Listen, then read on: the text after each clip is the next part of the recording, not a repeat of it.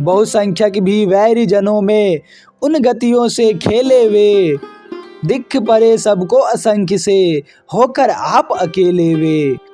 दूषण को सह सकते कैसे स्वयं सगुन धनवाधारी, खर था खर पर उनके सर थे प्रखर पराक्रम विस्तारी।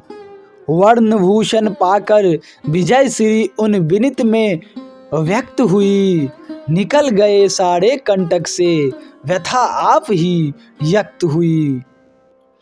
जय जयकार किया मुनियों ने दस्युराज यो ध्वस्त हुआ, आर्य सभ्यता हुई प्रतिष्ठित आर्य धर्म आश्वस्त हुआ।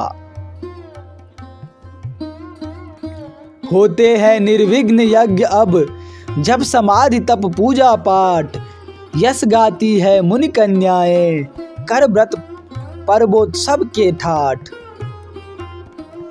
धन्य भरत बोले गदगद हो दूर विकृत वैगुण्य हुआ, उस तपस्विनी मेरी माँ का आज पाप भी पुण्य हुआ।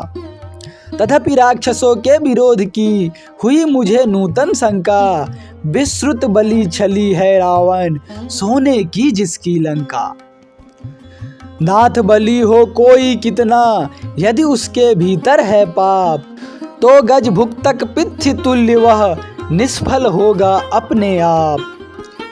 प्रिय ठीक है किंतु हमें भी करना है कर्तव्य विचार, जलते जलते भी अधमेधन छिटकाता है निज अंगार।